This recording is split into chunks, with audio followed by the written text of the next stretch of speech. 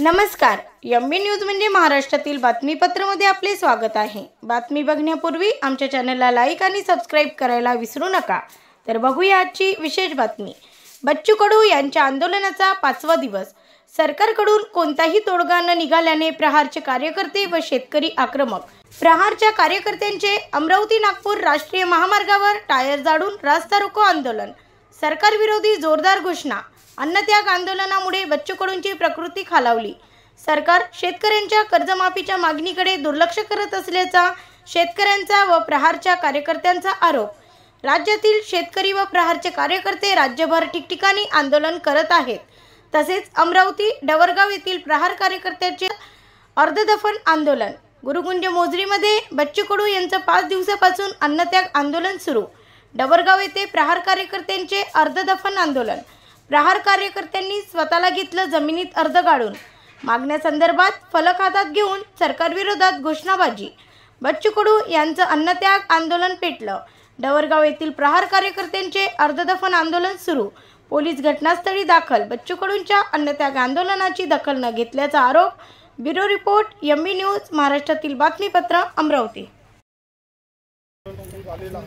शेतकऱ्यांची संपूर्ण कर्जमाफी झालीच पाहिजे। बच्चू कडू मागे वळा, हम तुम्हारे साथ हैं। बच्चू कडू मागे वळा, हम तुम्हारे साथ हैं। बच्चू कडू मागे वळा, हम तुम्हारे साथ हैं। बच्चू कडू मागे वळा, हम तुम्हारे साथ हैं। सरकारकडे एकच मागणी आहे की सरकारने जो निवडणुकीच्या पूर्वी शब्द दिला होता की शेतकऱ्यांचा सातबारा कोरा करू, परंतु या निष्क्रिय सरकारने, या भूलतापा देणाऱ्या सरकारने आपला शब्द विसरलेला आहे। त्यांचा शब्द आठवून देण्यासाठी गेल्या 5 दिवसापासून शेतकऱ्यांचे नेते हे अपंगाचे कैवारी उपोषणाला बसले आहे। त्यांची तब्येत खालावत आहे, परंतु या सरकारला, या मगरमच्छ सरकारला जाग येत नाही। म्हणून त्यांना जागे करण्याकरता प्रत्येक शेतकरी, प्रत्येक या महाराष्ट्रातील प्रत्येक कर्मचारी, एक शेतकरी, शेतमजूर या स्वतःला न्याय मिळवून देण्यासाठी हा अर्धदफन आंदोलन येथे करेल। आज आम्ही इथे अर्धदफन आंदोलन केलेलं आहे। उद्या जर मागण्या पूर्ण झाल्या नाही आज रात्रीपर्यंत, तर उद्या आम्ही स्वतःला इथे गाडून घेतल्याशिवाय राहणार नाही। जय जवान, जय किसान। आंदोलन शांततेच्या मार्गाने सुरू होतं, परंतु अजूनही प्रशासनाने दखल घेतली नाही। त्यामुळे त्या दिवशी आम्ही जलसमाधी आंदोलन घेतलं।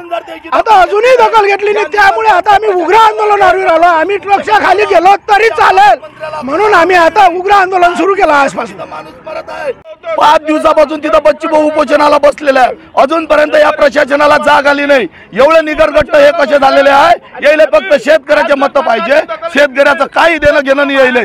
आज जर याने 5 दिवसात जर बच्चू भाऊ जवळ एक पालकमंत्री नाही गेला अजूनपर्यंत, याचा निषेध जेवढा करावा तेवढा कमी आहे। आज आम्ही शांततेने जसं गांधीगिरीपासून आंदोलन सुरू केलं, उपोषण टप्प्याटप्प्यानं, पण आज आंदोलनाचा भगतगिरीवर दिवस येत आहे। आता याच्यापेक्षा भगतसिंग बनाला भिऊ नाही, फासावर चढलं नाही तर आमच्या अंगावरून गाळ्या न्या, काही नाही, पण आमच्या लाखोच्या पोशिंद्याचं बच्चू कडूचं उपोषण जर उद्यापर्यंत सोडलं नाही तर आम्ही आत्मदहनासारखे मोठे निर्णय घेऊ।